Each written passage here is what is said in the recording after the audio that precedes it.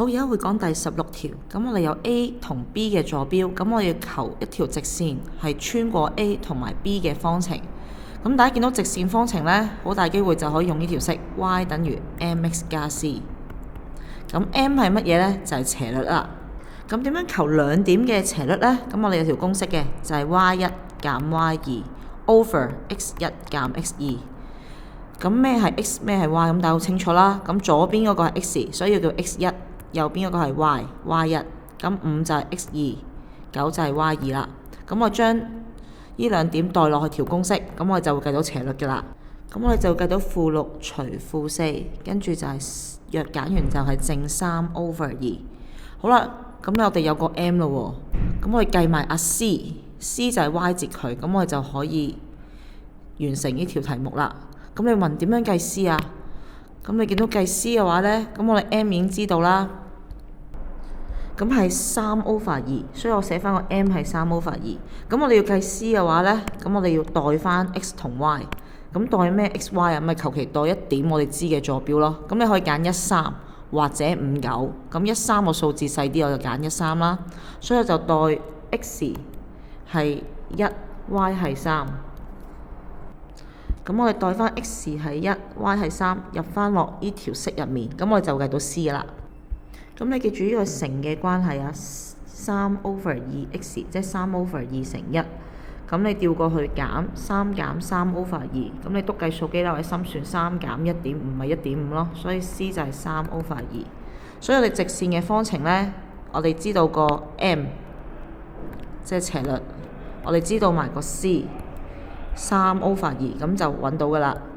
咁我寫低佢啦。咁所以最尾 AB 嘅方程就 y 等於 mx 加 c。m 係3 over 2，用 y1 減 y2 over x1 減 x2 計到。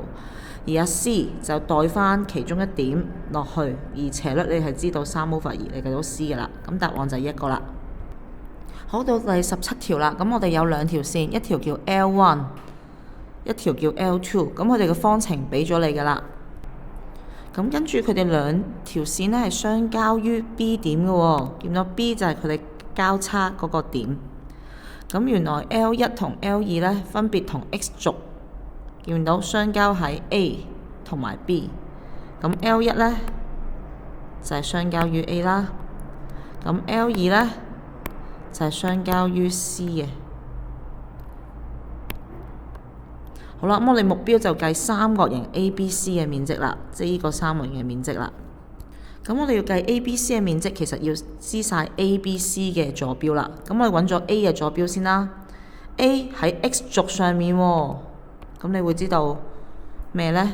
咁就係佢嘅 Y 坐標會係0。咁 C 都喺 X 軸上面喎，所以佢嘅 Y 坐標都係0。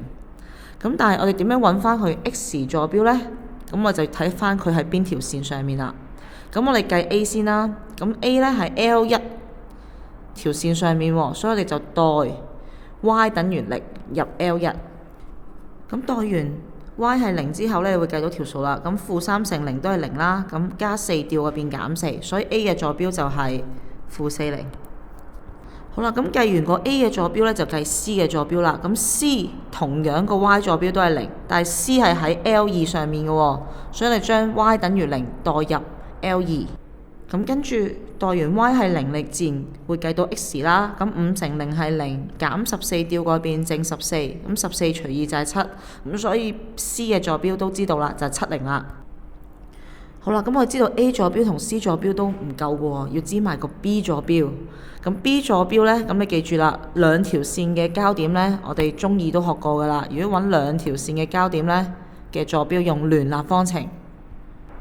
咁我哋將兩條線攞聯立，咁嗰個答案呢，就係佢哋相交點嘅坐標。咁我哋叫佢做第一式啦 L1、L2 呢就叫佢做第二條式。咁我哋揾一個做主項啦。咁我哋見到第一條式好簡單啦 ，x 減 3y 加4等於0。咁將減 3y 調過去變加 3y， 加4調過變減4，咁佢叫第三條式啦。好啦，咁將第三條式代翻落去第二條式，咁我哋就會計到個答案嘅啦。咁我哋將個 x 啊，將個第二條式嘅 x 換走做 3y 減4， 3y 減4，咁記住加翻個括弧啦，所以2乘 3y 減4加 5y 減14等於0。咁跟住拆括弧，拆完括弧之後就將同類嘅計埋啦。咁 6y 加 5y 係 11y 啦，減8再減14就係減22，咁調去右手邊變咗22啦。咁之後22除11咪係2咯，所以 y 係2嚟嘅。咁將 y 係2呢個答案代落去1、2、3，求其一條式。咁最快咁梗係第三條式啦。第三條式 x 做主項噶嘛，咁計 x 就最快啦。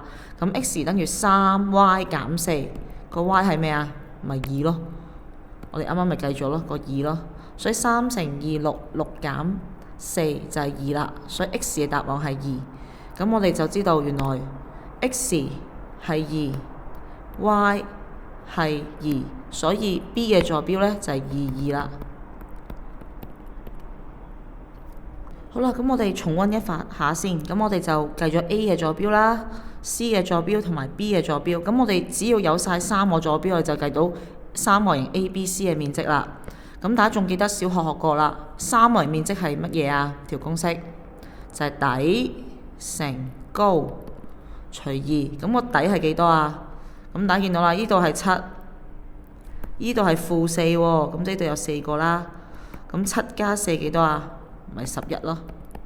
所以下次大家可以用呢條公式大減細，7減負4，7減負4，大減細，咁你會計到同一答案啦，就係11。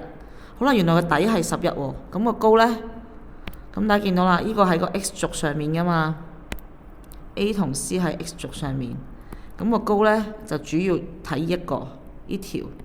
咁呢條嘅坐標你見到啦，個 y 坐標係2喎，所以個高就係2啦。得唔得？主要你個高呢係睇 y 坐標。咁呢個 x 軸代表 y 係0，咁0去到 B 係2啊嘛，咁即係代表個高係2。所以我哋知道三角形 ABC 嘅面積呢，就係底乘高除2。咁底係11，即係 AC 嘅長度，個高係2啊。B 嘅 y 坐標，咁約完之後就11啦。咁答案就11平方單位。咁你寫翻個答案啦，11平方單位啦。好，第18條啦。咁你見到 y 等於 kx 二次減 18x 加36，咁你見到佢係一條拋物線嚟嘅。咁見到啦，咁原來佢會穿過 A 一點㗎，同埋 B 一點。咁佢就同 x 軸相交係 A 同埋 B。咁同 y 軸就相交係 C， 咁我哋逐步嚟啦。我哋要計 K 先喎，K 係唔知道嘅。咁題目唯一俾你嘅資料就係30。原來呢條曲線，呢條拋物線係穿過30呢一點。咁只要你知道嗰點喺條線上面，你就可以將3同0代落去佢嘅 x 同 y。總之嗰點喺條線上面就可以做呢樣嘢啦。好啦，咁你將 x 代做3，y 代做0落條式嗰度啦，咁你就會計到3嘅二次係9，再乘 k， 再減18乘3 54，再加36。咁我哋計 k 嘅時候就要將呢個答案計出嚟，咁係-18調過去正18，18除9就係2。咁 A part 答案計完啦。好啦，咁到 B part 啦，要揾 B 同 C 嘅坐標，唔使驚 ，B 喺 x 軸上面喎。x 軸嘅上面，所以呢，佢嘅 y 都會係0，同 A 一樣。咁我就將 y 代去做0。咁你記住個 k 已經計咗啦 ，k 係2嚟嘅，所以你唔好再繼續寫 k 啦，寫翻個2。好啦，將 y 代做0，代翻落去呢條式嗰度，咁你就變咗0等於2x 二次減 18x 加36啦。咁跟住做乜嘢啊？咪用翻formula 01嚟揾翻 x 啦。咁你如果篤啱計數機呢，你會計到 x 係3或者係6。咁你就問啦，咁 B 嘅坐標係3定係6呢？咁你見到啦 ，A 嘅坐標係30啊嘛，咁 B 自然係60咯。所以寫翻啦 ，B 嘅坐標唔係30啊，因為 A 已經30，B 係右手邊嘅大啲嘅 x， 所以就60啦。好啦，到 C part 啦，要揾對稱軸啦。咁你仲記得啦，拋物線呢，中間呢一定會係有條對稱軸嘅，因為左右對稱。咁點樣揾呢條對稱軸呢？咁呢條係一條圓垂線，打直嘅線，只要係條圓垂線嘅話呢，咁其實佢嘅線呢一定係方程一定係 x 等於啦，因為 x 坐標係固定㗎，見唔見到 x 全部固定？咁固定喺乜嘢嗰度呢？咁你要借用 A 同埋 B 啦。對稱軸呢係 A 同 B 嘅中間㗎，所以我哋就將3同6揾中間。咁點樣3同6揾中間啊？咁3同6加埋除2咯，咁就係佢嘅中間啦。咁3加6除2咪9/2，所以個答案個對稱軸呢就係 x 等於9/2啦，呢條線嘅方程。好，到 D part 啦，咁我哋對稱軸呢就揾完啦，咁到頂點啦，頂點即係呢個墩墩啊。咁呢個墩墩要揾佢嘅坐標喎，咁係咪咩資料都冇㗎？梗係唔係啦？你望下中間個對稱軸係9/2，咁個墩墩都係中間，所以佢 x 坐標其實根本就係9/2咯。所以呢個頂點坐標嘅 x 坐標我哋係知嘅，但係 y 坐標呢唔知喎，咁點算啊？放心，我哋有條式㗎嘛，呢一條個 k 仲要計到，個 k 係2嚟㗎嘛，所以我哋只要將 x 等於9/2代落去呢條拋物線嘅式嗰度，你就會計到個 y 㗎啦，因為個 x 係 A 同 B 嘅中間，即係9/2，x 係等於9/2。咁你將 x 代做佢嘅中間啦，即係對稱軸嘅 x 啦，9/2。咁一篤計數機，咁你就會計到個 y 就係幾多呢？好，所以個 y 嘅坐標呢就係-9/2。咁我哋 x 係9/2，y 都計到啦，係-9/2。咁個頂點坐標就係-9/2啦，呢個答案。好啦，咁我發覺原來我未計 C 嘅坐標嘅。好啦，咁咪翻嚟計翻 C 啦。咁我去翻 part B 嗰度啦，計翻 C 嘅坐標。好，C 嘅坐標其實你唔使驚噶，因為 C 喺 Y 軸上面喎，所以喺 Y 軸上面嘅話 ，X 就會係0嘅，得唔得？你望下 Y 軸上面所有嘅 X 坐標都係0，咁我就代 X 係0落翻去唯一嗰條式啦。好啦，咁你代完之後，你發覺 X 全部變晒0啊，咁你就會計到 Y 係36。咁 Y 係36嘅話，你咪知道阿 C 嘅坐標就係 X 係0，Y 係36，所以計到 C 嘅坐標啦。咁而家有 B 嘅坐標60，C 嘅坐標036，同埋 V 嘅坐標9/2負9/2。咁其實仲係 A 嘅坐標。咁有呢幾點呢，我就可以計佢 AVBC 嘅面積啦。好啦，咁我畫多一次俾大家睇啦。咁我哋有 A、B、C 同 V 嘅坐標。咁我哋而家要計 AVBC。好啦，咁 A 連去 V 嗰度啦 ，V 連去 B 嗰度啦 ，B 連去 C 嗰度啦，之後再 A 同 C 連埋，你就發覺有個四邊形出現咗啦。咁呢個四邊形呢，我要求佢嘅面積喎。咁你發覺呢個都唔識嘅呢個圖形，放心，我哋可以用分割法。分割去做上面三角形同埋下面三角形。好啦，我哋計咗上面個三角形先啦。上面係 ABC。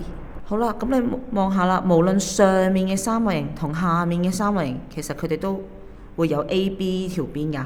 AB 幾長啊？咁大家都知啦，好明顯就6減3咯。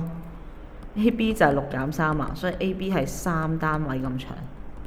好，AB 好重要㗎，因為 AB 係上面三角形嘅底。亦都係下面三角形嘅底，所以你會用翻底乘高除2，兩個都係用底乘高除2。好啦，咁 ABC 嘅高係乜嘢啊 ？ABC 嘅高呢，就睇翻阿 C 啦。C 係幾多啊 ？C 嘅 Y 坐標係36喎，所以呢，原來 ABC 三角形嘅高係36。同樣地 ，AVB 嘅高呢，就睇翻 V 嘅坐標啦，咁 V 嘅 Y 坐標呢係-9/2，咁你記得啦，個高唔可以係負噶嘛，所以個負我哋唔要，就寫翻9/2，所以你用底乘高除2，咁記住要除2啦，兩個都要除2。咁最尾你篤計數機又好，心算都好，你會計到兩個一齊計埋啦，就係60.75。咁面積嘅單位呢係平方單位 （square units） 啊。咁就計到㗎啦。個技巧就係上面黃色嘅三角形3乘36除2，下面藍色嘅三角形3乘個 Y 坐標係負九 over 二，但係個高唔可以負噶嘛，所以九 over 二，得唔得？個高係九 over 二，底乘高除二，三乘九 over 二，再除二。好，到第19條啦，咁你見到 f(x) 咧除以 x 加3嘅時候，商式係 x 二次減 3x 加4，餘數係9，咁要揾翻 f(x) 啦。咁我哋會畫翻條直式俾你啦，等你睇得清楚啲。好啦，咁我寫低晒個位置啦 ，f(x) 喺入面啦，佢俾 x 加3除啦，所以左邊商就係 x 二次減 3x 加4。餘數就係9，咁你睇到呢個之後，你會唔會回想起小學嘅時候都學過類似嘅嘢啊？例如13俾5除嘅時候，5乘幾多係13啊？咪2咯，咁就係餘3。好啦，你會問 Miss 做乜寫啲小學嘢啊？因為我想你記得小學其實已經學咗呢個關係㗎啦。原來13呢，被除式呢，係會等於5乘2，等咪將除式同商乘埋一齊。再加翻個餘數㗎，啱唔啱先？13係等於5乘2加3，咁同樣地，我哋用翻同一個技巧喺上面啦。咁原來入面嗰嚿係 f(x)， 咁 f(x) 會等於啲咩啊？就係呢度咯，左邊乘上面 x 加3乘 x 二次減 3x 加4，記住啦，仲要加翻個餘數喎，所以加翻個9。所以題呢，你只要處理 x 加3乘 x 二次減 3x 加4，再加翻個9，就係個答案啦。咁之後做嘅嘢就係拆括弧啦。咁大家開心地拆啦。好啦，咁我拆咗頭嗰3嚿先啦。x 乘 x 二次 x 三次 x 乘負 3x 負 3x 二次 x 乘4 4x。好，跟住就拆呢度啦，後尾嗰3嚿啦。咁你見到啦，3乘 x 二次 3x 二次3乘負 3x 負 9x 3乘4 12，記住加翻個9啊。好，跟住就同類項加減嘅啫。咁 x 3次呢，就繼續 x 3次，負 3x 二次呢，就會同加 3x 二次抵消咗，因為負3加3係0，跟住一樣啦。正 4x， 哇比較核突呢個，再同負 9x 呢，就會計落去，4減9係負 5x， 咁12加9就係21，所以最尾答案就係 A 嚟㗎啦，x 3次減 5x 加21啦。